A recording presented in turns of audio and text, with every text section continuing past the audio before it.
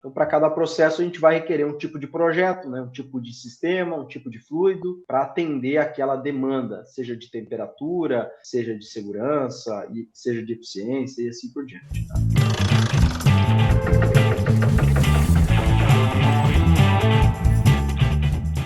Seja muito bem-vinda e muito bem-vinda a mais uma edição do Papo Manutenção, o podcast que é uma coprodução da revista Manutenção com a Traction e tem o objetivo de trazer conteúdos voltados para a manutenção com muita informação, muito aprendizado para o universo da indústria. Hoje ao meu lado aqui eu chamo o Fauzi.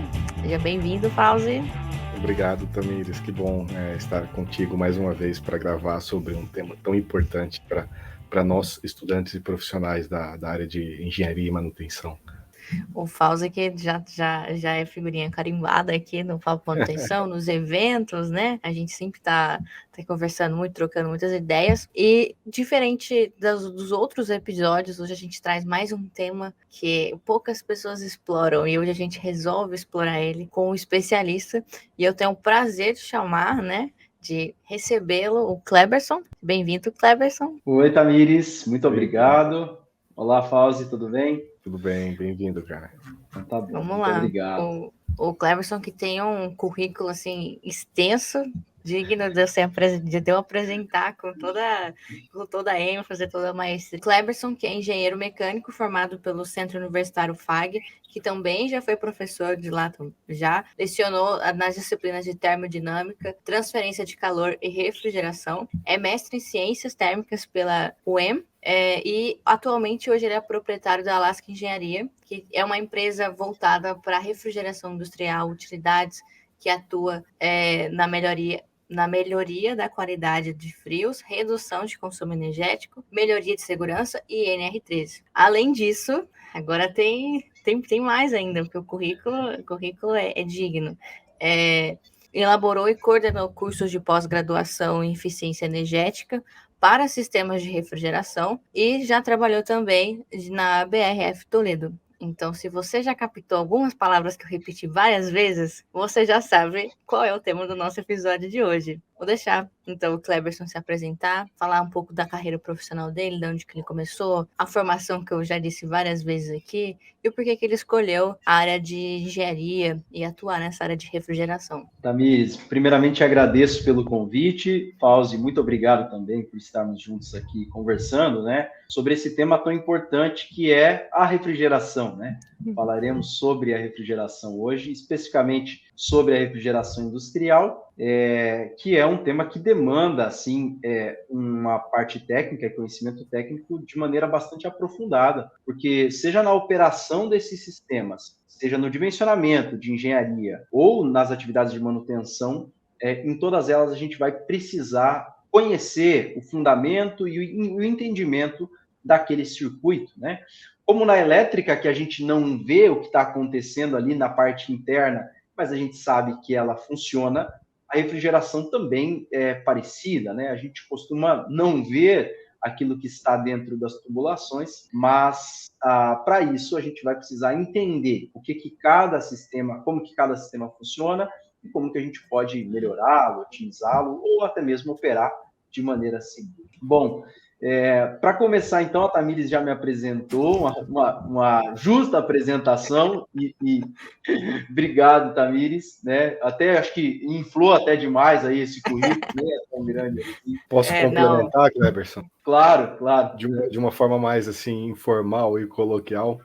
Eu percebi que você estudou no Centro Universitário FAG. Para quem nos acompanha, o Centro Universitário FAG ele fica lá na cidade de Cascavel, no oeste do Paraná, já praticamente no outro lado no meio do continente, né, na ponta oeste do país, já chegando próximo à Foz do Iguaçu. E eu vi também que ele se formou mestre em Ciências Térmicas pela UEM, né, que é a Universidade Estadual do Estado do Paraná, que por coincidência fica aqui na cidade onde eu moro, que é Maringá. E Maringá já está mais ali no norte do Paraná, é um lugar mais quente. Cascavel já é conhecida como uma cidade um pouco mais fria, né? Eu morei em Cascavel uns 10 anos e eu sei que faz uma friaca tremenda em Cascavel. Hein? Já em Maringá é um calor absoluto, sabe? Que é muito abafado pela característica da região onde a cidade cidade fica, e só por aí a gente já tem uma ideia de que a questão térmica já faz parte da vida do Cleberson, né?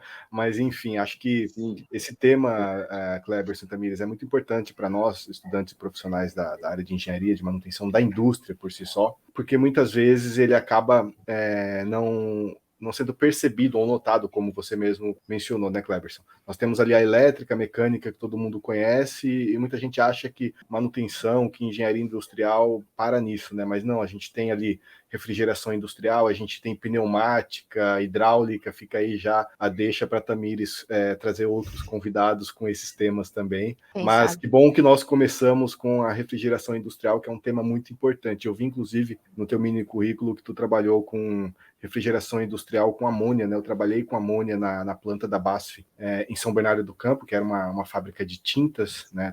De tintas automotivas, imobiliárias e tal. E eu sei que é algo muito delicado e que precisa realmente ter ali os seus cuidados específicos, principalmente onde tem a tancagem do fluido amônia, né? Então, acho muito interessante, a Tamires acertou em cheio em trazer um profissional com o teu currículo, com a tua experiência, para trazer um pouco de conhecimento para quem acompanha a revista Manutenção, e até mesmo para mim, que atuo já há uns 15, 16 anos na área.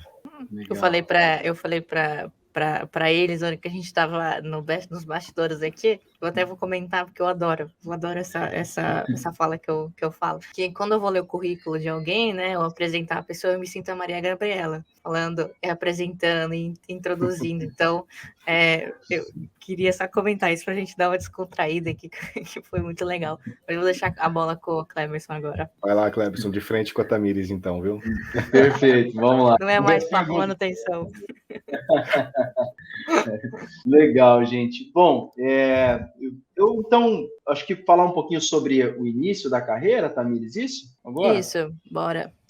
Então, bom, para entender um pouquinho então do quem é o Cleberson, né? Eu comecei o meu primeiro contato com o meio industrial, ele foi através do Senai, né?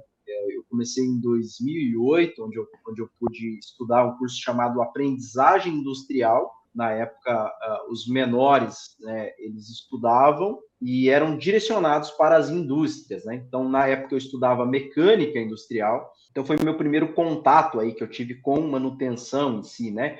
Com a mecânica, enfim. Então, era um curso bastante extenso, 1.200 horas de curso, 1 ano e meio que a gente estudava, e a gente estudava em um período, e no outro período a gente era direcionado para as indústrias, e eu fui fazer uma entrevista na BRF, na antiga Sadia, e aí fui chamado, né, passei nessa entrevista e comecei a trabalhar lá. Então foi lá que foi o meu start aí na parte de manutenção, e eu comecei na manutenção, Fausto, não na refrigeração, né? Depois que eu fui migrar para a refrigeração, mas o meu início foi na manutenção em si.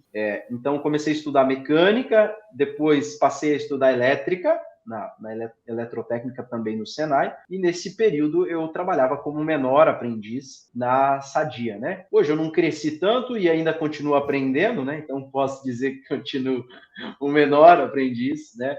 Mas tive algumas passagens. Depois desta fase, que eu concluí o meu contrato lá na Sadia, eu ainda não tinha idade ainda para ser efetivado, eu era de menor, ainda tinha 17, e aí eu saí da empresa e depois regressei, anos depois, para lá. Mas neste período que eu saí, eu comecei a estudar refrigeração, e aí foi o primeiro contato que eu tive com refrigeração, e eu participei de um evento chamado Olimpíada do Conhecimento, né, dos Senais, né, que era uma disputa entre escolas técnicas, onde a gente podia fazer atividades práticas, atividades de soldagem, braçagem de tubulação, instalação de ar-condicionado, e eu comecei a estudar refrigeração e logo depois fui participar dessa competição, já na área de refrigeração, né? Porque eles queriam alguém que conhecesse um pouco de mecânica, um pouco de elétrica, e como eu estava estudando refrigeração, e já tinha estudado os outros dois temas, foi encaixado ali, acabou dando certo. E aí participei dessa competição, né, no nível estadual e continuei trabalhando. Trabalhei na Prate Dona Dulce, uma grande farmacêutica aqui da região oeste, e na época lá também na manutenção de equipamentos,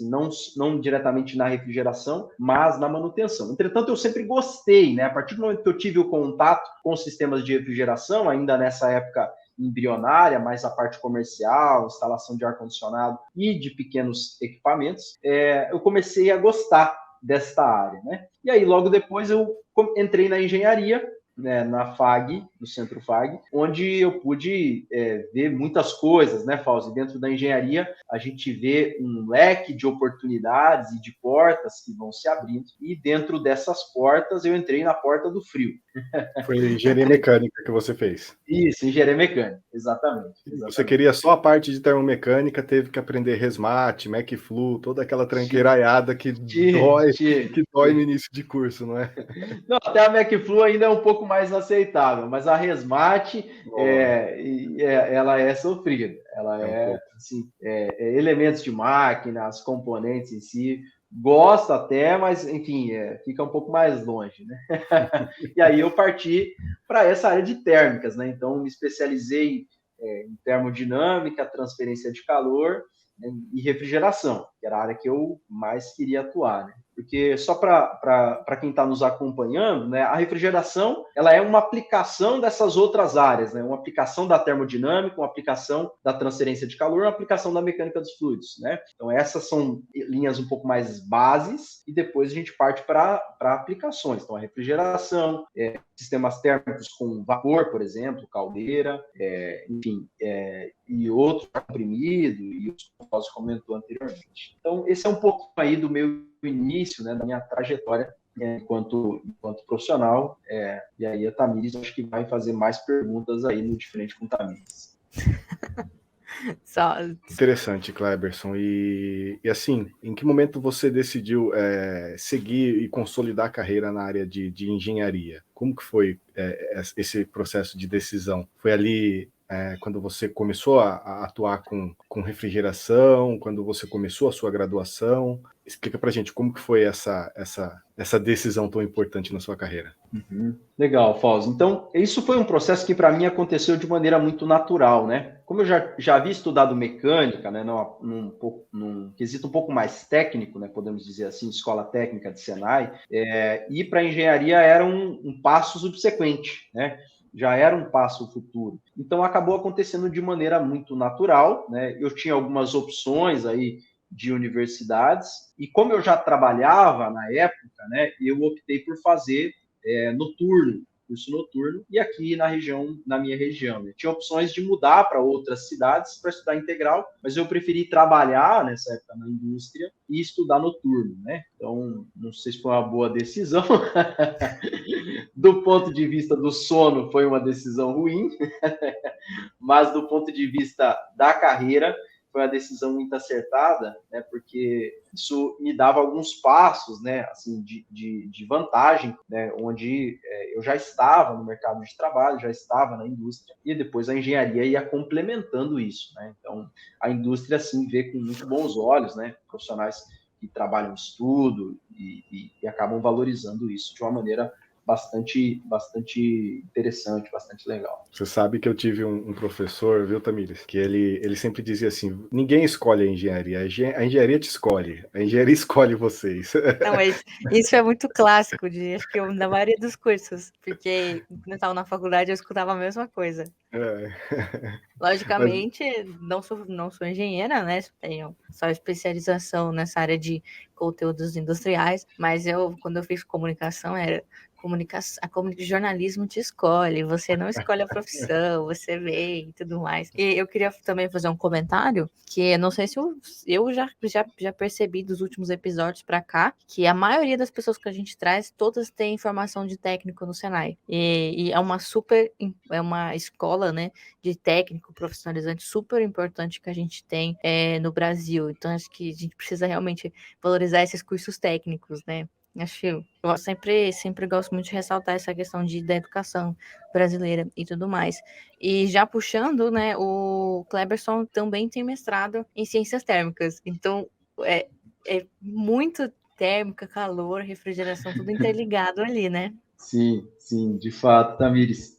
Então, só pegando um gancho naquilo que você falou, eu também valorizo muito aí essa formação técnica que tive a oportunidade de fazer. A gente sabe que não são todas as pessoas, e essa educação apesar de ser acessível, nem todo mundo escolhe, ou nem todo mundo tem a possibilidade de fazê-lo.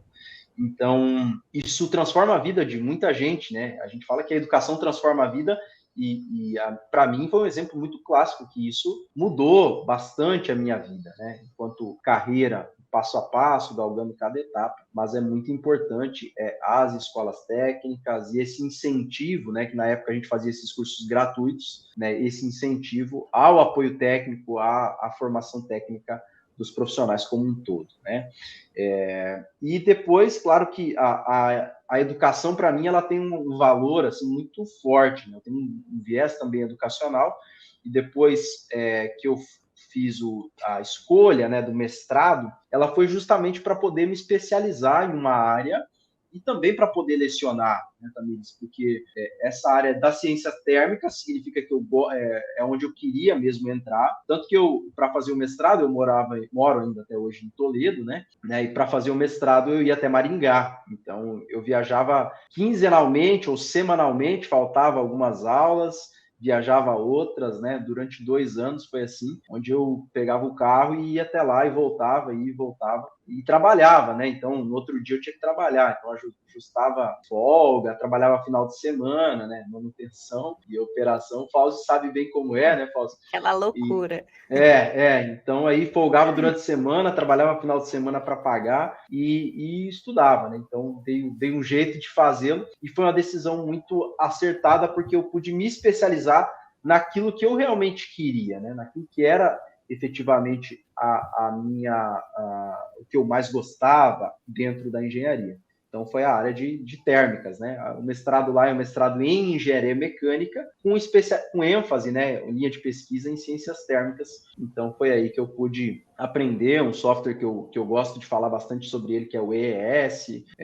Pude aprender modelagem de sistema de uma forma um pouco mais complexa, enfim, e isso contribuiu muito, né, para chegar onde eu estou hoje, que é a educação e a engenharia andando de maneira aliada, né, Fausto? Porque quando a gente executa um projeto de engenharia, a gente retroalimenta a educação, né? E é isso aqui que a gente está fazendo, na verdade, é ajudar, né? Contribuir de uma forma ou outra para a educação das pessoas que estão aqui nos assistindo. Com certeza. E o interessante dessa sua trajetória, Cleberson, ela até, assim, em partes, em termos, é parecida com a minha trajetória. Eu também tenho uma formação técnica de Senaizão, eu fiz Senai Almirante Tamandaré em São Bernardo, fiz Senai Cambuci em São Paulo.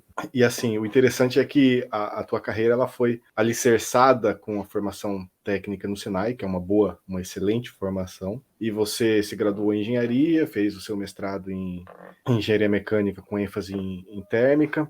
O mestrado acabou sendo o pilar da sua carreira, né? Mas isso demonstra para quem está começando, para a rapaziada que está começando agora, ou que nem começou ainda, que o planejamento de uma carreira para a indústria, né, ou dentro mesmo da área de engenharia, manutenção, confiabilidade, ele não é um planejamento abrupto, assim, que você tem que escolher a graduação e já pensar no mestrado. Muitas vezes você pode começar lá enquanto você ainda não tem nem os 18 anos, enquanto você ainda tem, como você disse, você era menor, né, de idade, e aí você acaba fazendo um Senai, cai para dentro de uma indústria que precisa muito, às vezes as indústrias, eu mesmo já contratei muito estudante do Senai, às vezes tinha dificuldade de encontrar certas especialidades, a gente buscava no Senai, conversava com o diretor, pedia para enviar currículos da rapaziada do Senai, entendeu? E assim, essa trajetória ela pode ser escalada, né, escalonada, né? Ela não precisa ser, eu tô com 16 anos agora, eu já tenho que pensar na engenharia, no mestrado que eu vou fazer, de repente, alicerçar uma carreira para a indústria, com engenharia e manutenção, através de um curso técnico é muito melhor do que você pular essa etapa, né? Porque eu imagino que, por exemplo, você tenha a mesma facilidade que eu em alguns assuntos, porque você conhece muitas vezes do que você está falando, né? Você, a nível de gestão, hoje acredito que você ocupe cargos de gestão, de coordenação, de gerência, de manutenção. Eu acredito que você tenha muito contato com aquilo que você viveu lá no chão de fábrica, né? Isso que é importante. De fato, Fauzi, de fato. E essa interligação, né, entre aquilo que a gente vive, né, ela nos dá um poder de fala que fica muito mais fácil para a gente convencer, né, seja um convencimento de um operador de sala de máquinas que diz assim, não faça assim porque aqui há um risco, né? Não faça dessa forma porque dessa forma vai ser mais eficiente, né? Então, ela te dá um poder de fala de que você já viveu algumas etapas subsequentes, né? Você já viveu aquele chão de fábrica e que isso vai te possibilitar, mesmo na engenharia, né? Não é aquela questão de falar de cima para baixo, né? Porque eu sou engenheiro. Não é. Porque eu já fui técnico, né? Porque eu já fui da operação, porque eu já fui. Então, isso com certeza facilita muito. E a respeito da carreira, Fauzi, é claro que a área de térmicas ela veio depois, né? Eu, como comentei, eu comecei na manutenção em si, né? Fazendo manutenção, atendendo parada, fazendo preventiva, mas posterior eu quis ir mais para a refrigeração e depois acabei na manutenção da refrigeração especificamente, depois na engenharia da refrigeração especificamente, depois como consultor de refrigeração e agora como engenheiro e projetista também. Então, ela acabou tendo várias etapas que foram muito importantes, né? Então, uma delas que eu gosto de citar, Fauzi, é um tempo que eu passei operando a sala de máquinas, né? Então, eu contribuía, eu já tinha formação técnica e eu comecei a trabalhar na sala de máquinas depois que eu estava na manutenção, como comentei, e dentro desse trabalho eu fazia manutenção na sala de máquinas, mas também operava a sala de máquinas. Então, isso eu aprendi a operar a sala de máquinas. Então, quando a gente fala de operação ou de eficiência energética ou de segurança, né, para sistemas de refrigeração, é importante a gente já ter passado por essas etapas. A gente sabe que nem todo mundo tem essas oportunidades e não está errado, né? Muita gente já está na engenharia e pode somar muito também, mas é um fato que acho que diferencia em alguns momentos, né? A gente já ter passado por isso. Bom, já acho que a gente já pode entrar no assunto. A gente já entrou no assunto inconscientemente, né? Mas já puxando a pergunta principal, o Cleverson, qual que é a importância da refrigeração na indústria? E quais são os principais processos térmicos que ela precisa ter hoje? Certo. A refrigeração, ela está presente em todas as etapas da cadeia de produção de muitas coisas, né? Quando a gente fala em refrigeração, a gente tem um leque de aberturas que se formam, né? De uma maneira bastante significativa. Eu gosto de dividir, né, esses tópicos, esse segmento da refrigeração, em 3 outros segmentos, né? O primeiro segmento é o segmento da indústria, é o segmento que visa processar algum produto, né? Imaginamos uma fábrica que conheci de batatas, né? Fazia batatas. Eu já trabalhei lá, uma fábrica em Minas Gerais, e eles faziam processamento de batatas. Então pegava a batata, colhia do campo, armazenava essa batata. Então, no armazenamento da batata in natura, já tinha refrigeração, então eles já tinham a refrigeração ali naquela primeira etapa, né? Então as câmaras eram grandes galpões de armazenamento onde ele tinha que ficar circulando um ar frio, justamente para manter esse produto, né, na melhor condição de saúde alimentar, de higiene, enfim, né, para mantê-lo com as mesmas propriedades que ele foi colhido. Posteriormente, esse produto ele era processado, então ele era cortado, fatiado, frito, né? E essa batata que a gente compra hoje no supermercado, pacote de batata, ela foi processada e posteriormente, depois de frito, cozido e processado, né? Esse produto ele é congelado. Então a gente precisa congelá-lo para que ele consiga armazenar suas propriedades. Dessa forma, com esse congelamento, é o que a gente chama de refrigeração industrial, né? Refrigeração industrial, onde a gente tem grandes indústrias que precisam prover soluções de resfriamento, não apenas de congelamento, mas às vezes de resfriamento, como é o caso de bebidas, né? Já tive a oportunidade de trabalhar numa grande cervejaria também aqui do Brasil, E também eles têm processos de resfriamento, né, para a cerveja, para as bebidas, para os refrigerantes, etc. Então aí a gente fala da refrigeração industrial, a refrigeração que está ligada com o processamento de algum tipo de produto, né?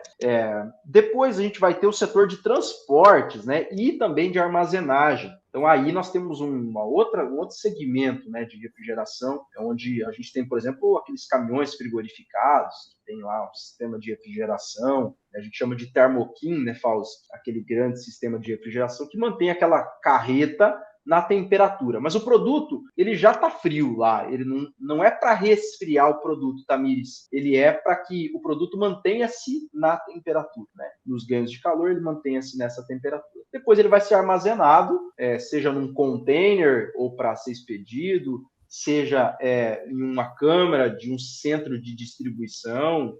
De alguma forma, esse produto também precisa ser armazenado frio, né, podemos dizer assim. E, por último, vai entrar a refrigeração comercial, né, que vai incluir aí os supermercados, né, o armazenamento doméstico, onde a gente tem essa terceira etapa da refrigeração, que é aquilo que está mais próximo de nós, né, onde a gente compra lá no balcão frigorificado, depois onde esse produto vai ser armazenado na nossa casa até o seu consumo, né, até chegar no momento do consumo. Então, existe uma cadeia que a gente chama de cadeia do frio, onde todas as etapas contam com uma parte da refrigeração. Então, a refrigeração ela é muito importante, agora respondendo então sua pergunta, Tamires, para que a gente possa armazenar esse produto da melhor forma possível, né? Mantendo aí características de sabor, características de maciez, características de segurança alimentar e todas as características que um produto que a gente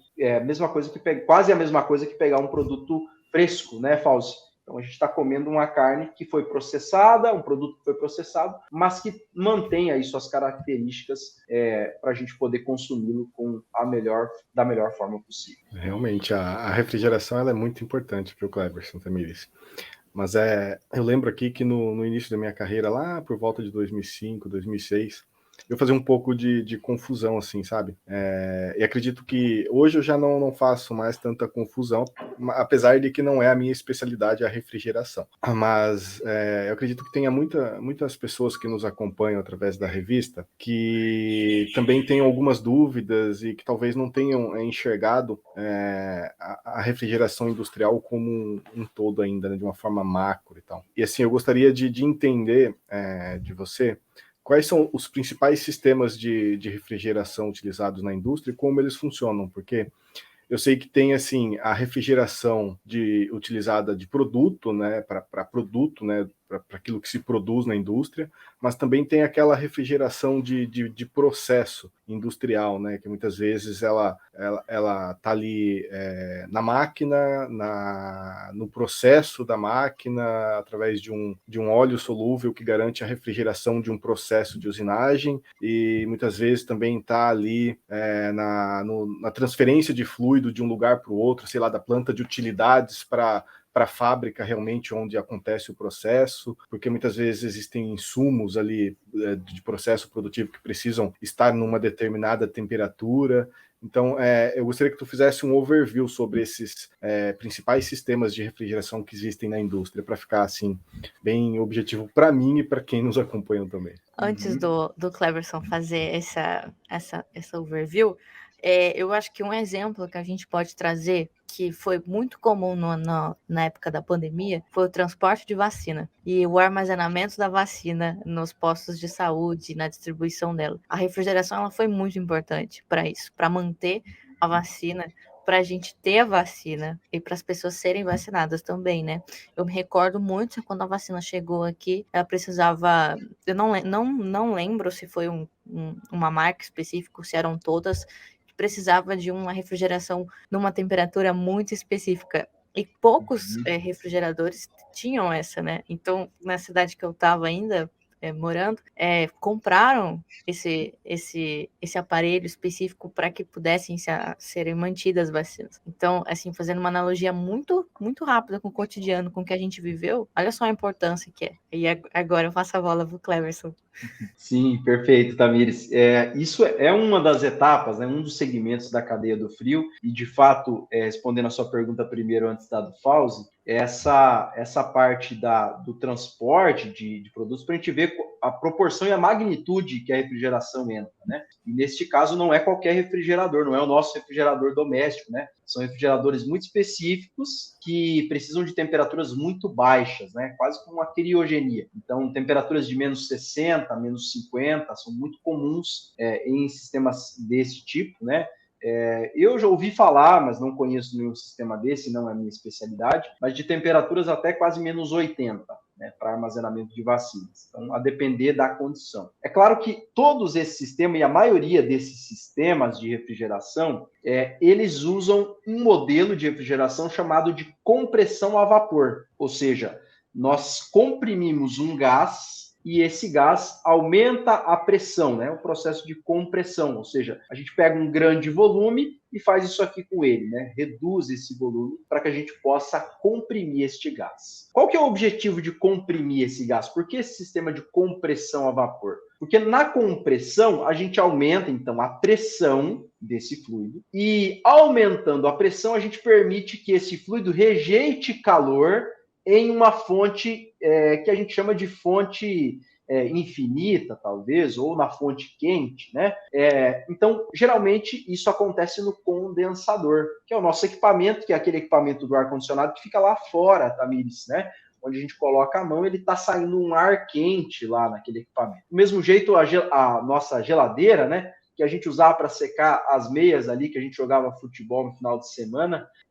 Então, a gente usava esse calor proveniente do refrigerador, né, para secar alguma coisa, enfim. Tá? Esse é o sistema de compressão a vapor, onde a gente tem um compressor que comprime este gás e permite que esse gás troque calor no condensador. É isso que acontece. Esses são os sistemas mais básicos que a gente tem e mais amplamente empregados em todos os sistemas. Seja num sistema de um refrigerador, seja numa refrigeração comercial, seja na refrigeração industrial, a maioria desses sistemas são por compressão a vapor, né?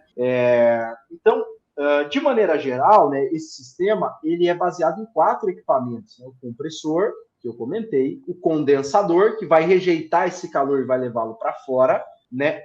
A válvula de expansão, que vai fazer um processo de, entre aspas, redução de pressão e resfriamento, né? Eu gosto de usar o exemplo da válvula para a gente entender, como se fosse um aerossol, né? Um desodorante, que se a gente colocar no braço aqui, assim, apertar, a gente vai sentir frio, né? A gente vai sentir que aquilo ali está gelado. É a mesma coisa que acontece na válvula de refrigeração. Ela permite uma passagem, reduz a pressão e promove aí, no caso, a refrigeração. E por último, o evaporador, que é o equipamento do nosso ar-condicionado que fica dentro da nossa sala, dentro do nosso quarto. E esse equipamento ele tem o objetivo de pegar o calor de todas as pessoas, dos produtos, das fontes que estão gerando calor, do notebook, etc., e passar esse calor para outro lugar, né? Então, a refrigeração, para a gente entender de maneira básica, ela absorve calor de um lado e rejeita calor do outro lado, né? Basicamente isso, né? Basicamente isso. Então, esses sistemas, né, eles são baseados nesse modelo aí de compressão a vapor. Entretanto, esses não são os únicos sistemas, né? A gente aplica em alguns casos, Fauzi, um sistema com fluido secundário. Mas o fluido secundário, que é o caso em frigoríficos, a gente fala bastante de fluidos secundários, propilenos glicóis, né, soluções alcoólicas e outras soluções, onde a gente aloca um anticongelante na água para fazer essa água trocar calor. Então, mais ou menos assim, a gente coloca a pinga na água e a água não congela, né? É mais ou menos assim, que a pinga não congela, né? De refrigeração nem todo mundo entende, mas de pinga o brasileiro costuma entender um pouquinho mais, né, Fauzi? Tocou num tópico. Um tópico interessante. Começou a ficar bom a conversa agora. Então, desses sistemas, né, usa-se alguma coisa parecida, um anticongelante, onde isso justamente para poder eliminar ou diminuir as cargas de fluidos, né? A gente vai falar um pouquinho depois sobre a amônia, né? Mas existe um movimento muito forte para que a redução de cargas de amônia em ambientes com muitas pessoas. Então, se a gente pega, por exemplo, um frigorífico, né? Esse frigorífico tem um ambiente chamado sala de cortes, é o salão onde todo mundo está ali processando os alimentos, o frango, o suíno, o bovino. E esses salões geralmente trabalham 100, 200, 300, 500 pessoas em um único ambiente, né? E claro, se houver um vazamento de um fluido refrigerante, que no nosso caso a gente utiliza a amônia, né? Vai haver um problema, né? A gente vai ter um problema, pode haver intoxicações, já aconteceu isso em alguns casos. Então, existe um movimento para reduzir a quantidade de fluido refrigerante nesses ambientes específicos. Mas o sistema de refrigeração, Fausto, ele continua sendo um sistema de compressão a vapor. A diferença é que eu faço uma troca desse lado e depois eu pego um fluido secundário e troca desse lado. Então, ambos trocam aqui entre si, mas aqui está um fluido que não tem contato com esse segundo, né? E esse segundo está trocando aqui, vai fazer uma troca. Claro que a gente há uma pequena perda, né, energética nesse processo, mas é um modelo bastante inteligente do ponto de vista de segurança, né, das pessoas, onde a gente reduz as cargas de fluido. Então aí também é um sistema de compressão a vapor que está trabalhando ali, compressorzinho, em um determinado ciclo fechado. Além disso, a gente tem outros tipos de sistemas que não são tão expressivos ainda no Brasil. Existe um sistema de refrigeração com CO2, que também utiliza, em alguns casos, a amônia e usa o CO2 como um fluido refrigerante, né? O gás carbônico, né? Imagina, quem diria que o gás carbônico, que a gente ouve falar tanto mal dele, né? A emissão de CO2, né? Ele é também um fluido refrigerante, a gente consegue aproveitar, inclusive com temperaturas muito baixas, né? Temperaturas muito baixas. E também existem sistemas de refrigeração por absorção. E aí, na refrigeração por absorção, o modelo é completamente diferente. Aí eu não tenho compressor, né? No compressor eu injeto energia elétrica, né? Então tem que ter uma fonte de energia elétrica no compressor. O compressor gira, né? Transforma essa energia elétrica em energia mecânica e vai prover energia térmica para o sistema, né? Na refrigeração por absorção, não. Aí eu promovo a refrigeração através de uma fonte quente. Então, olha só, a gente aquece para poder resfriar. É um sistema muito inteligente, tá? Muito interessante. Claro, não convém agora, mas é um sistema que utiliza-se também, principalmente em regiões onde a gente tem a fonte quente em abundância. Por exemplo, eu conheci uma fábrica que queimava casca de arroz. Hoje não sei se queima ainda, mas eles faziam uma queima de casca de arroz. Por quê? Porque a casca de arroz era um problema. Eles descascavam o arroz e não sabiam o que fazer com aquele arroz, né? E, ao mesmo tempo, eles precisavam de calor e precisavam de frio. Então, eles faziam o quê com essa casca de arroz? Eles queimavam isso aí gerava calor, e esse calor posteriormente gerava refrigeração, tá? No modelo de refrigeração por absorção. Não é tão comum de vermos esses sistemas, mas em alguns modelos a gente já viu aplicações similares a este tipo. Tá? Antigamente, os antigos falam muito disso, eu nunca vi, tá? Mas eu tive um supervisor que falava muito disso. Tinha uma geladeira que funcionava assim, um refrigerador por absorção. Não sei se o Fauzi já ouviu falar nisso, né? Mas ele era a querosene, era um refrigerador antigo que era a querosene. Então, a fonte de refrigeração era a fonte quente. Queimava o querosene, né? Usava esse querosene para fazer a queima, e ele fazia o processo de separação ali e o processo de refrigeração. Então, são esses os principais modelos que a gente utiliza aí da indústria. É claro que com variações inúmeras entre tipos de indústrias, entre tipos de processo, mas, de maneira geral, a maioria, eu diria que mais de 90%, utiliza sistemas de compressão a vapor um fluido refrigerante qualquer. Pode ser amônia, pode ser CO2, pode ser um outro fluido refrigerante, mas utilizam sistemas de compressão a vapor. Eu já aproveito também já para puxar a segunda pergunta aqui que a gente separou para você, e para você também beber uma aguinha, dar uma respirada. Como que a refrigeração ela é aplicada nos processos de fabricação que envolve temperaturas extremamente baixas? E aí tem a produção de alimentos congelados ou criogenia? Obviamente, né, temperaturas, a gente fala que existem alguns regimes, né? O mercado de produto cárneo, geralmente, ele requer uma temperatura para o produto na exportação de -18 e no mercado interno de -12. Então, os CIFs, né, os Sistemas de Inspeção Federal, os Conselhos de Medicina Veterinária e outros órgãos que fiscalizam isso, eles precisam de -12 para mercado interno, onde a logística é menor, podemos dizer assim, né? Esse produto ele passa por menos processos logísticos, e -18 para mercado externo, onde a gente tem que atravessar o oceano, né? Atravessar longas distâncias no navio com esse produto. Então, essas são as temperaturas que geralmente os produtos requerem, o produto, né? Se o produto tem que estar a -18, a gente sabe que o ar que vai trocar calor com ele tem que estar mais frio, para poder efetivamente fazer essa troca de calor. Então, é comum a gente vermos temperaturas de operação do fluido refrigerante na casa dos -35, -40 graus de temperatura para sistemas com amônia. Tá? Sei que alguns sistemas, não é a minha especialidade, mas alguns sistemas, alguns processos de resfriamento de café, no processamento de café, requerem temperaturas ainda mais baixas, na faixa dos -60 graus Celsius, né? Nossa. Então, mas para a produção de alimentos, né, como a gente costuma ver, a gente tem temperaturas na casa aí dos -40, né, -40, -35, né, de temperaturas em que o fluido refrigerante se encontra. Aí o ar vai ficar 5 graus disso, né, -30, e o produto -20, por exemplo. Né? Então, assim, mais ou menos as faixas de temperatura. Com criogenia, já são processos um pouco mais delicados, né? Processos de laboratório.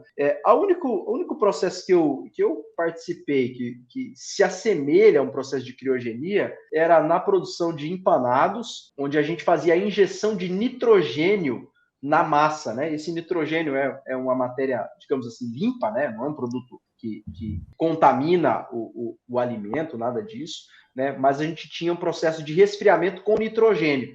E aí era injeção direta, né? Era injeção de nitrogênio direto no produto. Então, e aí tinha um equipamento que misturava esse produto, o nitrogênio ia sendo injetado e esse produto ia sendo resfriado. Então, é o único processo que eu conheço que mais se aproxima de uma criogenia, né, como você perguntou. Basicamente, o processo ele vai variar de indústria para indústria, né? Se uma indústria Sim. química, por exemplo, não vai ter a mesma temperatura de uma indústria alimentícia que tem a questão dos alimentos, transporte, né, dessa produção de carne e tudo mais. Isso mesmo, isso mesmo. Então, vai depender da característica do processo industrial. Perfeito, Tamires. Então, para cada processo, a gente vai requerer um tipo de projeto, né, um tipo de sistema, um tipo de fluido, né, para atender aquela demanda, seja de temperatura, seja de segurança, seja de eficiência e assim por diante. Tá? Uma coisa que eu não entendo, Cleberson, é porque a cervejinha no comércio nunca tá próximo do 0 grau, cara. Sempre tá de 5 para cima, 5, 7,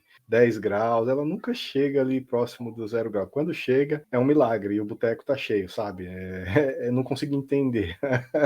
Sim, mas aí, na minha visão, Fauzi, tem a ver com o número de aberturas daquele refrigerador, né? Porque uma das principais cargas que a gente tem é a carga de infiltração, a carga térmica de infiltração. Então, se a gente tem um dia que está 30 graus e dentro daquele bar, né, daquela distribuidora de bebidas, a gente tem uma pessoa entrando ali a cada 5 minutos, né? Vamos falar assim. É então, como se cada estivesse vez num churrasco, né? Você vai abrir na geladeira. Exatamente, você vai abrir. E a principal carga nesse processo é a carga de infiltração de calor. E aí eu tenho uma troca de ar de maneira muito rápida, né? Eu vou trocar esse ar com o ar externo, esse ar externo vai entrar, e aí eu vou dificultar o resfriamento do meu produto. Então, provavelmente é uma condição dessa, né? Agora, na sua visão, quais são os principais desafios enfrentados na refrigeração industrial, como eficiência energética, segurança? A gente sabe que a conservação ambiental também tem um fator, né, importante ali para a gente considerar. Bom, vamos lá.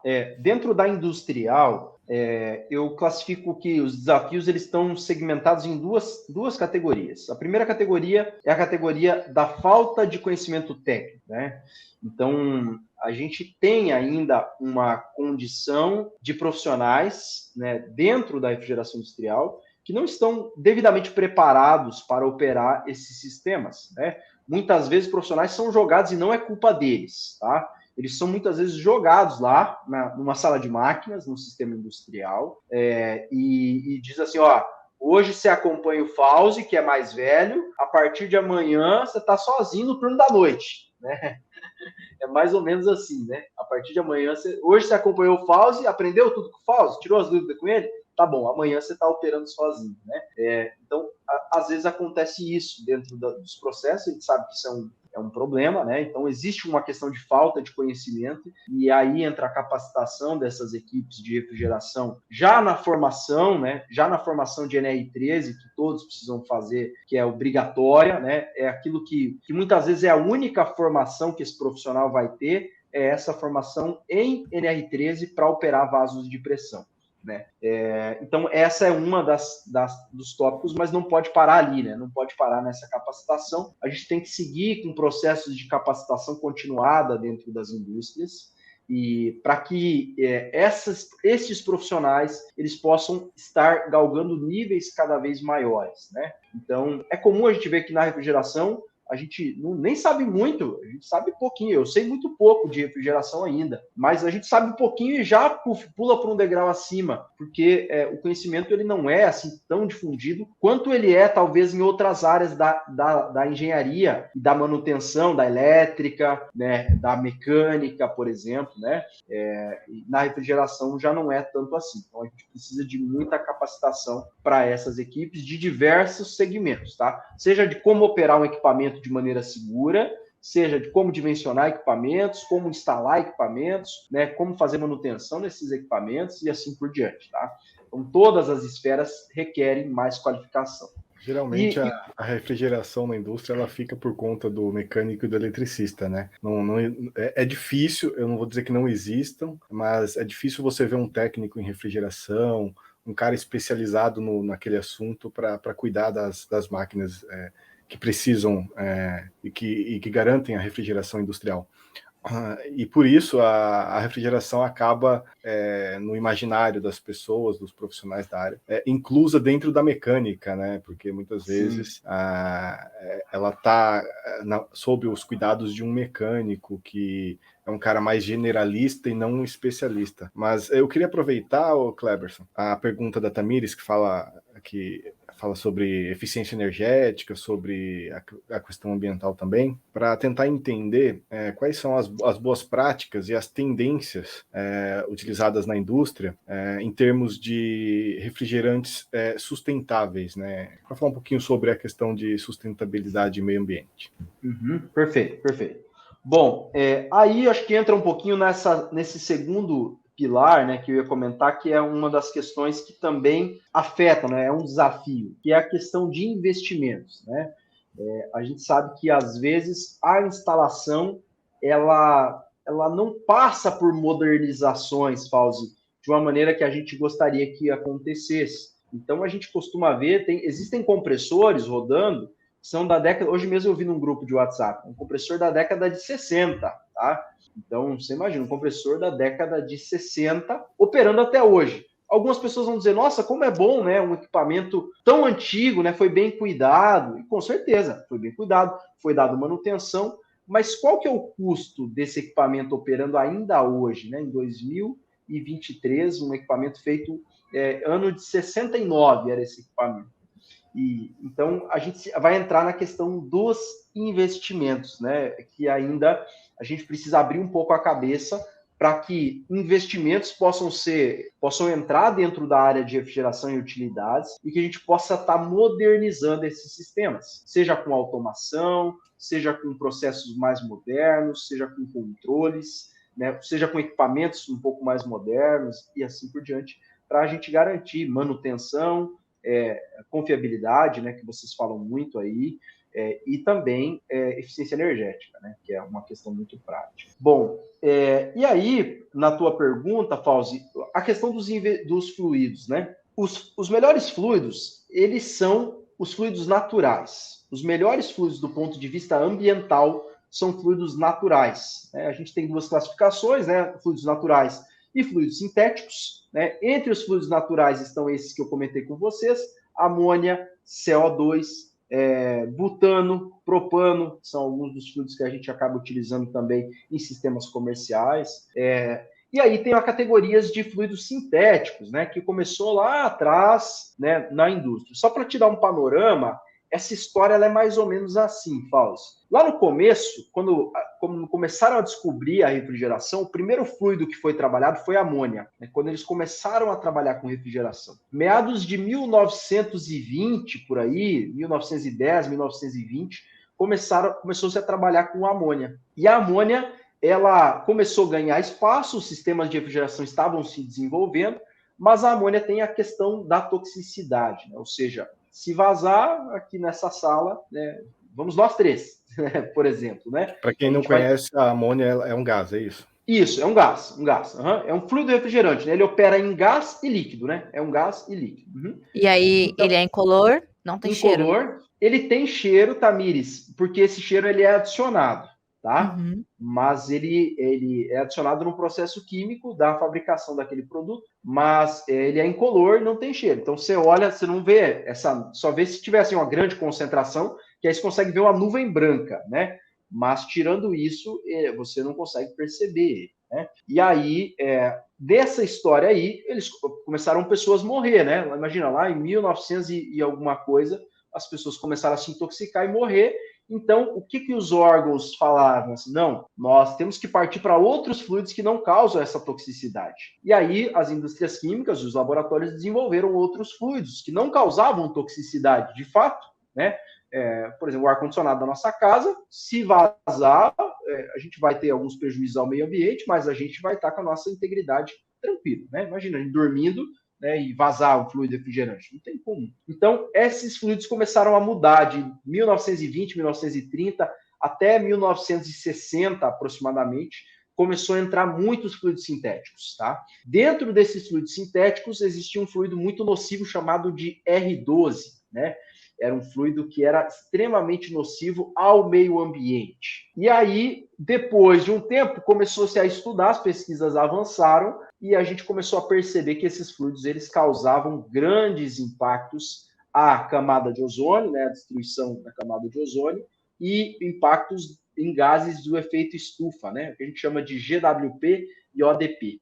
Então, esses fluidos, depois de um tempo, né, vieram alguns protocolos, protocolo de Montreal, protocolo de Kyoto, que foram reduzindo a quantidade e melhorando a qualidade desses fluidos halogenados. Então, mas ainda assim, os fluidos naturais, eles voltaram. Depois de 60, os fluidos naturais começaram a ganhar força. Dentro da indústria, eles tomaram conta. Então, dentro da indústria de grande porte, não tem esses fluidos mais assim. Não é que não tem, eles têm, mas em outras classificações um pouco menores. Mas os fluidos naturais são, então, os melhores do ponto de vista ambiental. É fato que existe um risco da toxicidade, mas aí a gente mitiga esse risco com engenharia, né, Fausto? Com manutenção, com operação, né, bem feita, com qualificação que eu comentei antes, para poder atenuar esse impacto do impossível vazamento, alguma coisa nesse sentido. Mas, é claro, se a gente não tiver engenharia, não tiver manutenção, não tiver... aí a gente vai estar submetido, né, a umas condições inseguras, e aí pode ser prejudicial para os nossos sistemas. Tá? Bom, e a gente estava falando de gases nocivos, né, amônia, e como que a gente escolhe, qual que é o critério para dimensionamento do projeto de sistema de refrigeração industrial? Bom, esse projeto ele parte, Tamires, da carga térmica, né? Então, o projeto ele vai partir inicialmente daquilo que eu tenho como fonte de calor para esses sistemas. Essa é a premissa básica para um bom projeto. Então, quanto eu preciso congelar? Quanto eu preciso resfriar? Quantas pessoas tem na sala? Quantas vezes eu vou abrir a porta do refrigerador do bar? Né? Então, a partir daí, a gente tem um projeto, né, que vai ser baseado nessa carga, de quantificar esse calor, e a partir dessa quantificação, fazemos, então, o dimensionamento do primeiro equipamento, que é o evaporador. É o equipamento que está mais próximo da carga, né? O equipamento que vai remover essas cargas, vai absorver essas cargas, né? Melhor dizendo. Então, os projetos geralmente baseiam-se nesta condição. É fato, Tamires, que é muito comum dentro das indústrias, né? A gente faz um projeto E muda o tempo, né? Passa-se um pouco do tempo, a empresa precisa ampliar o processo, né? Então, aí, imagina que a gente tem uma tubulação e que agora essa tubulação não dá mais conta, né? Que eu preciso colocar uma outra tubulação maior. Então, isso acaba gerando alguns transtornos. Por isso que é importante olhar no projeto para aonde a gente está nesse inicial e quais são as próximas etapas, né? Você pretende ampliar aqui? Você pretende aumentar? Você pretende... O que você quer fazer depois de 5 anos, né? Pensar também nesse médio e longo prazo, porque isso, essa engenharia de desenvolvimento inicial, ela economiza muito recurso posterior. Porque se a gente não pensar nisso antes, temos que trocar tudo, né? Então, quase não faz sentido e quase inviabiliza alguns processos. Então, o projeto ele vai se basear nisso, né? Na carga térmica aderente à condição da planta, depois nas temperaturas que eu quero trabalhar, Tamires, né? Qual que é a temperatura que o meu produto requer, o meu processo requer. Também as condições climáticas, ou seja, é diferente fazer uma sala de máquinas no Rio Grande do Sul e em Recife, né? Então, a gente sazonalidade, né? Isso, de sazonalidade, de temperatura, de umidade, de condição de calor, né, infiltrado, e até mesmo condição de operação dos equipamentos. Então, onde esse projeto vai estar localizado, existe um fator que também afeta o desempenho dos sistemas de refrigeração, que é a altitude, né? Como afeta lá nos jogos de futebol, que os jogadores vão jogar lá na altitude, aqui também a gente tem um problema, porque, não um problema em si, né, mas uma condição de projeto, né? É também uma condição de projeto aonde está localizado, seja do ponto de vista climático, seja do ponto de vista de altitude, né? Porque quanto maior a altitude, menor vai ser a pressão atmosférica, e aí eu tenho uma condição de operação diferente, né? Que pode ser melhor ou pode ser pior, a depender da condição. Interessante. Eu lembro que na graduação, nas aulas de termodinâmica, eu fiz eletrônica, né? Eu não fiz mecânica, Cleberson. Mas eu tive os professores, eles deram uma pincelada assim por McFlu, por Resmat e por termodinâmica. E eu lembro que eu estudei em São Bernardo do Campo, né? Que fica ali no alto da serra do estado de São Paulo. E eu lembro que o professor, ele comentava muito que você consegue ferver a água em Santos, lá no litoral, com uma determinada temperatura, e em São Bernardo ela precisa de uma outra temperatura para chegar ao ponto de ebulição. Então, isso tem muita relação com o que você comentou, que dependendo da altitude do local, você tem condições diferentes na questão térmica, né? Exatamente isso, Fauzi. Justamente, tem gente que fala, eu fui pesquisar, o pessoal falava que no Monte Everest fervia água com 40 graus. Eu fui pesquisar, é um pouco mais, 60 graus aproximadamente, tá? Mesmo assim, com 60 graus No geral, né, a nível do mar, a gente tem 100 graus, né, de temperatura, e 100 graus, vamos colocar aqui, né? E lá em cima do monte, a gente vai ter 60 graus aproximadamente a temperatura de ebulição da água, né? Então, claro que é muito mais frio, mas a gente tem isso por conta da pressão, né? Por conta da pressão, Fauzi, que muda e muda também as características. Então, tudo isso afeta o projeto do sistema, né? E é claro que é muito importante pensarmos na eficiência energética para esse sistema, né? Quanto esse sistema vai consumir de energia? Qual que é a melhor condição de fluido refrigerante para operar aqui, né? Qual que são os melhores equipamentos, podemos assim dizer, né? Qual a melhor tecnologia? Então, tudo isso são considerações que a gente vai ter dentro do projeto para ter um projeto seguro, um projeto eficiente, né? Eficaz, primeiro que atenda ao frio e depois eficiente, que atenda ao frio com o menor consumo de energia possível. Interessante, Cleberson. E assim, a questão ambiental ela acaba sendo muito importante num todo, não só para os profissionais da área de refrigeração, como também para a própria indústria, né? Para o próprio mercado. Eu sei que existem muitas formas de se regular a questão ambiental, através de leis, de regulamentações, normas. E como que está sendo para a indústria? Como que a indústria ela está se adaptando às metas estabelecidas em acordos? Você até citou alguns ali, o protocolo de Kyoto e tal. Como que a indústria ela está se se adaptando? Ela está conseguindo chegar próximo dessas metas? Ela está muito distante ainda, né? A gente sabe que existem problemas de congresso, de interesses financeiros que muitas vezes se flexibilizam normas e leis, né? Ocorreu recentemente no Brasil a flexibilização das NRs. Eu não sei se isso teve algum impacto na questão ambiental para a refrigeração industrial, mas eu sei que no todo houveram impacto, sim.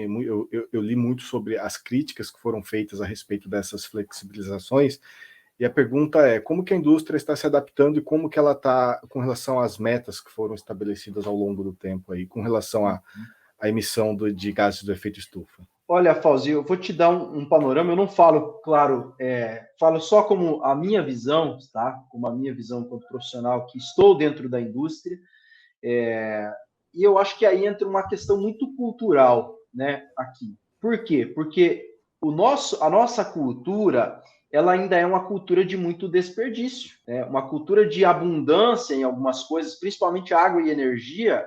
Nós estamos vivendo abundâncias, né? Assim, de uma maneira que nenhum outro país tem, ou quase nenhum outro país tem essa abundância que temos, né, de recursos hídricos, de temperatura agradável, clima agradável, e também de recursos energéticos, né, quando a gente vai ter energia para fomentar os processos.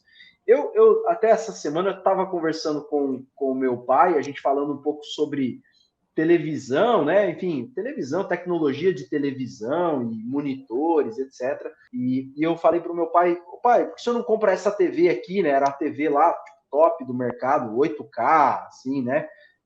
E aí, lógico, brincando com ele, né? Nem cabia. Mas eu falava, pai, por que o senhor não compra e tal? E aí a gente conversando, e ele me disse assim, Kleber, você sabia que essas TVs elas são proibidas na Europa? Foram proibidas? Eu digo, como assim foram proibidas? Não, na Europa não pode ter essas TVs porque a potência dela para gerar uma resolução melhor, ela é muito alta. E a Europa, em alguns países, está passando por uma crise energética, porque dependem lá do gás russo, porque dependem, né, de algumas questões. Então, isso me gerou uma surpresa do ponto de vista que a gente fala assim, nossa, os caras não podem ter uma tecnologia melhor, e eles são em tecnologia, né, muito à frente nossa, mas porque eles não têm energia, ou porque estão passando por escassez de recursos, né? E aqui no Brasil, geralmente a gente não tem esse tipo de escassez, o que reflete um pouco na cultura de como as empresas ainda estão lidando com essas questões mais ambientais, Fauzi, na minha visão, claro, né?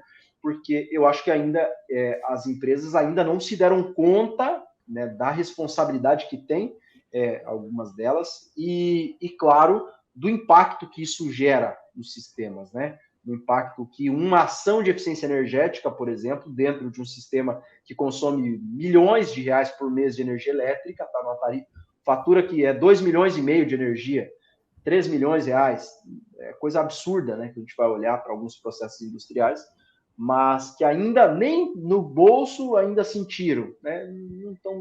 Então, de fato, não vou dizer que não estão preocupados, existem algumas empresas que estão muito preocupadas e são responsáveis, né, para essa questão ambiental e utilizam a eficiência energética como meio, né, de promover questões ambientais. É fato que existe hoje uma forma de, inclusive, ganhar dinheiro, né? Porque se eu faço uma ação e ela promove a eficiência energética, se eu faço uma ação e ela promove a eficiência energética, eu posso converter esse ganho em eficiência energética em créditos de carbono e posso vender esses créditos de carbono dentro do mercado de carbono e ainda ganhar dinheiro. Além do recurso da economia, eu posso ganhar dinheiro de outras formas ainda, né? Um segundo ganho.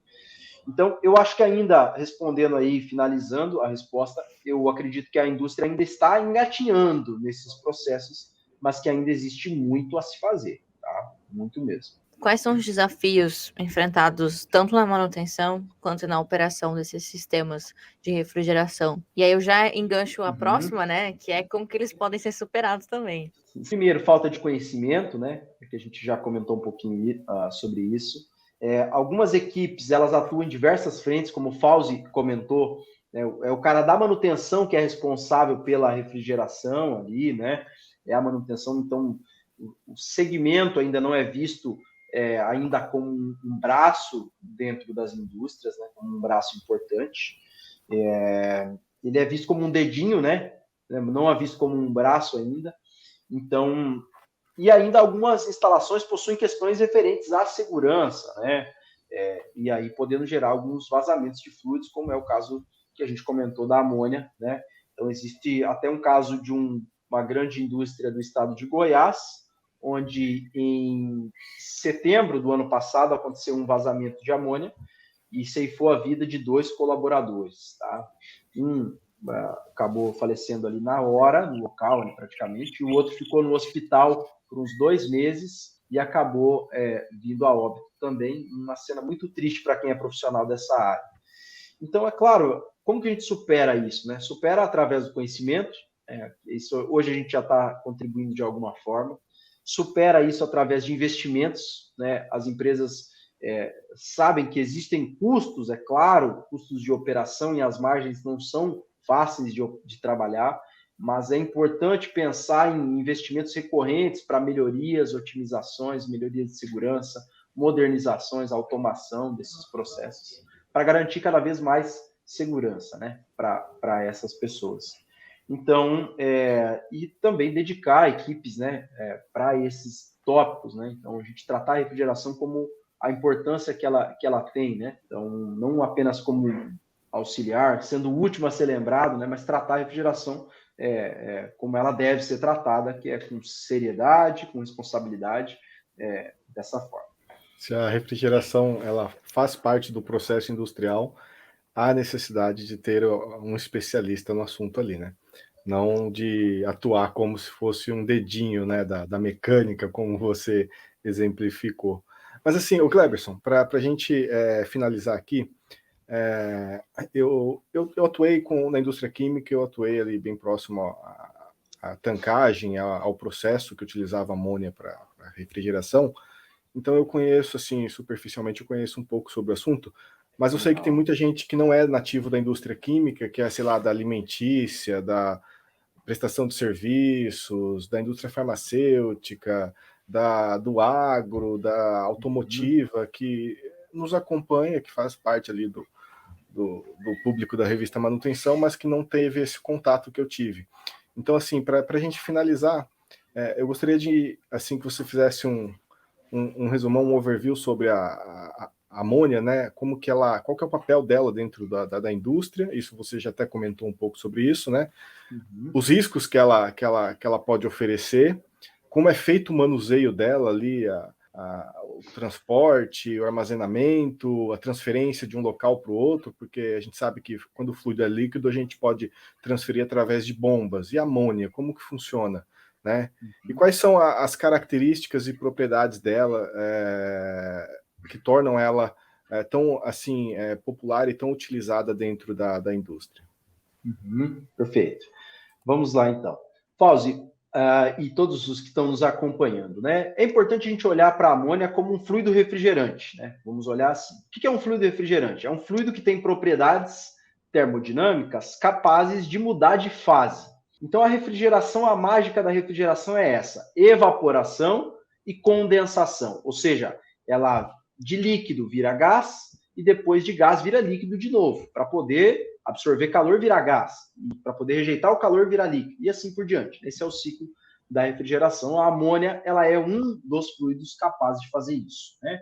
E ela tem características muito interessantes. Então, ela tem baixo potencial de impacto ao meio ambiente, né? Baixo potencial de destruição da camada de ozônio, nenhum, na verdade, né? Destruição da camada de ozônio, e de gases do efeito estufa também é zero, né? Ou seja, ela não é um gás que gera efeito estufa e não agride a camada de ozônio. Então, do ponto de vista ambiental, ela é muito boa. Do ponto de vista termodinâmico, ela também é muito boa, porque ela é o fluido capaz de trocar a maior quantidade de calor latente, que a gente chama, né? O calor de mudança de fase.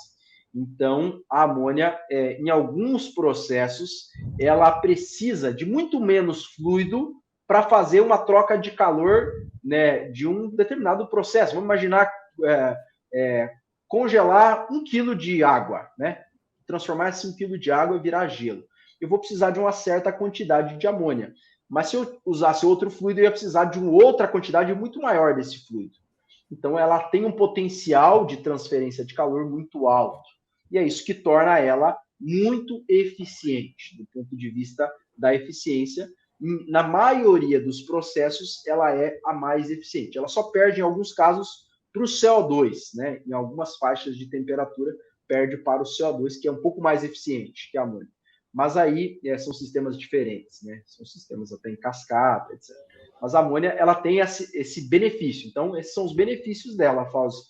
Ela é muito eficiente e tem baixo potencial de destruição da camada de ozônio e do meio ambiente como um todo, né? Os perigos que ela pode oferecer, né? A amônia, ela tem o perigo da toxicidade. Então, ela é tóxica e, por ser tóxica, ela não pode vazar. Vamos falar assim, né? A gente tem que tratar dessa forma. Não pode vazar, a gente tem que prover soluções para que, se vazar ou quando vazar, a gente tenha formas de garantir a segurança das pessoas, formas de garantir a segurança dos ativos também que estão ali, né? Compressores, equipamentos que custam alguns milhões de reais aí em investimentos. Então, precisamos garantir que ela não vaze, precisamos garantir que ela fique ali dentro. Então, nessa toxicidade, é claro que ela pode causar desde queimaduras leves, insuficiência respiratória e até levar ao óbito, né? Porque é um gás tóxico, né? A gente classifica ela com alta toxicidade. O manuseio dela, Fauzi, é geralmente manuseado dentro dos sistemas. Então, eu consigo manusear esse fluido dentro do sistema. Então, tiro de um lugar, levo para outro, tiro de um equipamento, levo para outro, armazeno ela num recipiente de líquido, armazeno num separador de líquido, e para isso eu uso 2 métodos. O método de bombeamento dela dentro do sistema, né? Ela é bombeada muitas vezes, ou outras vezes ela só é evaporada. E nessa evaporação eu consigo fazer essa transmissão, né, para o compressor e aí do compressor para os demais equipamentos. Ou seja, enquanto o líquido ela fica armazenada num tanque de armazenamento, geralmente na indústria química numa tancagem onde se armazenam outros fluidos, outros insumos para o processo, e ela é transferida para o processo, geralmente no estado líquido e através de bombas, é isso? Isso, ou através da própria pressão, Fausto, ou através da própria pressão, porque ela trabalha no regime de alta pressão, que a gente chama, ela trabalha com 12,5 bar de pressão em média, tá? De maneira geral. Ou seja, significa que se a gente colocasse ela no chão a essa pressão, ela atingiria 120 metros de altura, né? Entendi. Então, ela está completamente pressurizada. Então, a gente ou transfere por pressão ou transfere por bomba, né? Que também é pressão de uma forma ou de outra, né? Mas aí, bombeado. E aí, a última pergunta. O manuseio ainda, né? Essa amônia vem através de caminhões, né? Específicos para isso. E aí, se eu não me engano ainda, para fazer a aquisição desse fluido, as empresas precisam avisar, comunicar ao Exército Nacional, porque por ser um fluido tóxico, ela tem até características de poder ser utilizada como arma química, né?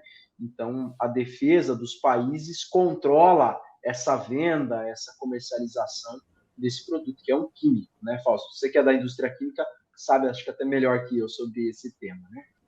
Realmente é um insumo utilizado na indústria, mais comumente na indústria química, que tem ali uma especificidade de detalhes, de cuidados no manuseio que acaba onerando até mesmo os produtos, né, e o processo, porque isso tem todo esse transporte, esse armazenamento, esse cuidado com segurança, ele requer um custo, né, ele requer investimento, ele requer um custo operacional muitas vezes elevado e que acaba refletindo muitas vezes no produto final, né? Quem nunca foi comprar uma latinha de tinta para pintar o quarto, a sala, e não achou caro o preço da lata de tinta, né?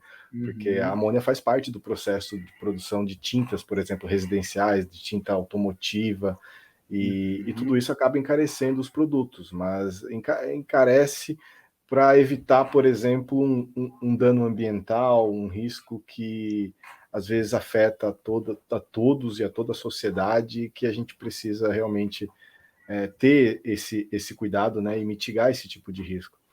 Então, a amônia realmente é algo assim bem complicado e bem característico da indústria química e que chama atenção, né, quando você inicia ali uma atividade dentro de uma planta química. Você percebe que até mesmo dentro da integração que você faz ali junto com o pessoal da segurança, com o pessoal muitas vezes tem, por exemplo, corpo de bombeiros, né? Onde tem amônia, geralmente tem um bombeiro ou outro para plano de contingência, para evacuação de área, essas coisas. Então, tem toda a questão da CIPA também, de evacuação de área e tal. Então, acaba sendo muito específico. O pessoal que atua na manutenção, com engenharia em indústria química, indústria alimentícia, indústria farmacêutica, em outros tipos de indústrias que não têm contato com isso, até não conhecem muitos procedimentos que se realizam dentro da indústria química e petroquímica, né? Como, por exemplo, a integração de segurança, toda aquela questão de CIPA, que muitas vezes é bem específica ali para aquele contexto, envolve também corpo de bombeiros, muitas vezes comunidades ribeirinhas, né, os bairros, as residências, o comércio ao redor também, muitas vezes precisam ter ali um plano de contingência, um plano de evacuação, essas coisas. Então, a amônia acaba tornando a indústria que a utiliza muito específica, né? E é interessante que o profissional de engenharia e manutenção entenda que a aplicação da amônia no processo industrial, ela é basicamente por conta da questão da refrigeração, né, que tem ali esses riscos, que tem ali toda esse custo elevado, mas que ao mesmo tempo ela, como você disse, ela é fundamental ali na questão da preservação do meio ambiente, porque ela não é agressiva, né? Perfeito. Exatamente, Fausto. Então, a gente tem os seus benefícios e os seus riscos, né? E até essa semana eu estava em uma integração em uma empresa, né? Que vou prestar serviço, e aí o técnico de segurança me falou isso de uma maneira que eu nunca tinha ouvido alguém falar, né? A diferença entre o risco e o perigo, né? O risco, aí ela usava um exemplo dos tubarões, né? Existe um risco, né? Existe ou melhor, o tubarão é perigoso, né? Ela perguntava. Claro que o tubarão é perigoso, mas o que é mais perigoso? É eu ir nadar com os tubarões. Né? Só o tubarão lá, ele vai estar lá tranquilo. Então aí entra a questão da diferença entre o perigo, né, e o risco, né? O risco é fazer alguma coisa errada, né? A amônia é perigosa? É perigosa. A eletricidade é perigosa? É perigosa, né?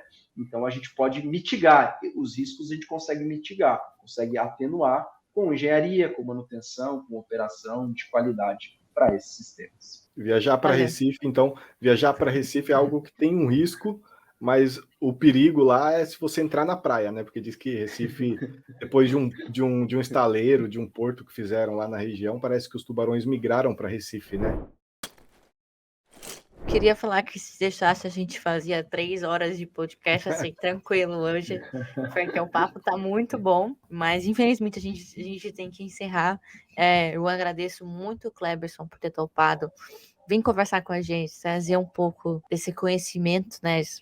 Vocês que estão aqui desde o início acompanhando com a gente, viu eu falando do currículo dele, né, e tudo mais, um especialista em refrigeração. Hoje a gente teve não foi um papo, foi uma aula sobre a importância da refrigeração, da amônia e a aplicação dela, né? Então eu agradeço muito, né? Espero que você volte várias vezes aqui para a gente bater mais um papo, conversar mais sobre essa área que é tão importante para a indústria também. Perfeito, Tamires. Eu que agradeço pelo convite, né? Fiquei lisonjeado e foi um papo extremamente agradável para a gente falar sobre esse tema. É muito prazeroso, de maneira que a gente sabe que aquilo que a gente absorveu um pouquinho, né? A gente consegue repassar de alguma forma.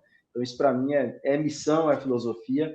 E podem contar comigo em outras formas, de outras vezes, tá? Para a gente poder falar mais sobre talvez outros temas, né? Mas também sobre refrigeração. Vai ser um prazer estar aqui com vocês em outras oportunidades também. Phil Cleberson, e quem tiver interesse, quiser entrar em contato contigo, como que faz para os seus contatos? Como que a pessoa faz para te encontrar? Através te encontra facilmente através da Alaska, que é a empresa que está aí na sua camisa. Você quer deixar um endereço de e-mail para contato, um telefone, alguma coisa assim? Pode ser sim. Eu vou deixar, o meu Instagram é @engkleberson, tá? Então, quem quiser seguir por lá, quem quiser acompanhar por lá, eu posto bastante coisa lá também. No meu LinkedIn, eu uso como Kleberson Pereira, então só pesquisar lá também. Então, Kleberson Pereira no LinkedIn. E o e-mail, né, é kleberson@alaskaengenharia.com.br. Então, todos esses meios vocês podem entrar em contato de alguma forma no LinkedIn, no Instagram ou por e-mail, né? E a gente conversar também, né? Entender talvez as demandas que essas pessoas têm. A Alaska hoje atua especificamente na área de refrigeração e utilidades, então abrangemos, além de sistemas de frio, também sistemas de aquecimento, né, com soluções completas aí que visam essencialmente a segurança, a melhoria de qualidade de frio, melhoria de processos como um todo. Então, assim, a gente está dentro das indústrias que têm refrigeração com amônia, que tem o aquecimento e etc. Então, com certeza... Então, te seguindo nas redes sociais aqui, viu? Fechou então, Fauzi. Eu já sigo, hein? Eu já sigo. Bom, Fauzi, nos vemos no próximo episódio. O Fauzi está sempre com a gente aqui. Lembrando que é muito importante que você siga a gente, a Revista Manutenção, nas nossas principais redes sociais, Instagram, Revista Manutenção, LinkedIn também. E não se esquece de deixar o seu like aqui, seu joinha, e se inscrever no nosso canal também. Bom, é isso então, gente. Nos vemos no próximo episódio. Tchau, tchau. Tchau, pessoal. Até a próxima, hein?